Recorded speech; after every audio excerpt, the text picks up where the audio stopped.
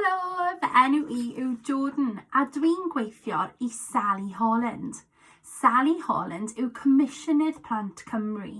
Rôl Sally yw gwneud yn siŵr fod bob plentyn yn Gymru yn cael hawliau plant. Hawliau plant yw pethau sydd angen arnoch chi dyfu fyny hapus, iach a ddiogel. Heddiw, byddwn ni'n siarad am Erthygl 19. Mae gen I hawl I fod yn ddiogel. Meddylwch am yr cwestiwn hwn. Pwy sy'n helpu cadw chi'n ddiogel?